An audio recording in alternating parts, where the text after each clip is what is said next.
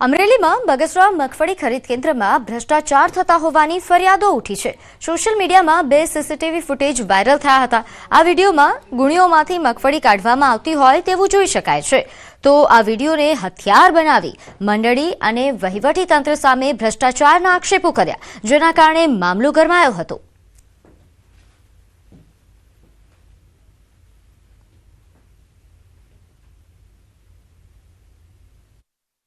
રद्दी माल છે અથવા તો યોગ્ય નથી તેઓ ખરીદી કરવા માટે એમને અંદરો અંદર ડિસ્પ્યુટ છે એવું જણાવે કે ભાઈ અમે સાવ રद्दी માલ છે એ અમે લઈ શકીએ એવી સ્થિતિમાં નથી અમારા ટર્મ્સ કન્ડિશન મુજબનો।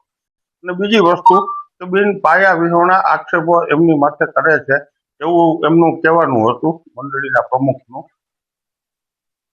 તો સમગ્ર વિવાદની સત્યતા તપાસવા માટે ન્યૂઝ 18ની ટીમ સ્થળ પર પહોંચી તો ત્યાં હાજર ખેડૂતોએ આક્ષેપોને તદ્દન પાયા વિહોણા ગણાવ્યા હતા।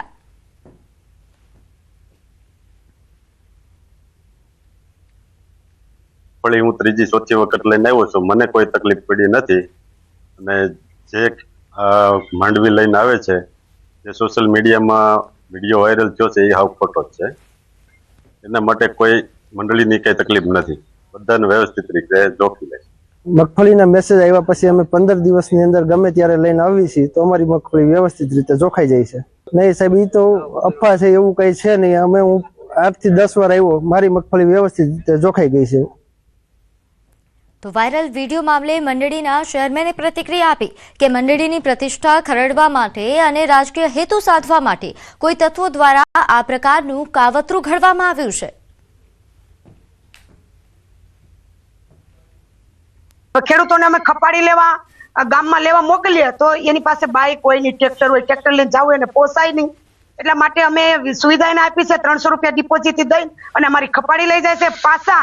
જ્યારે ખપાડી પરત અમને એમનું કામ પતે આપે ત્યારે અમે એ ખપાડી અમને એના 300 રૂપિયા પરત આપીએ છીએ અને ત્યાર પછી એમને પાછી ખપાડી આપે છે। આવું પણ હોઈ શકે છે।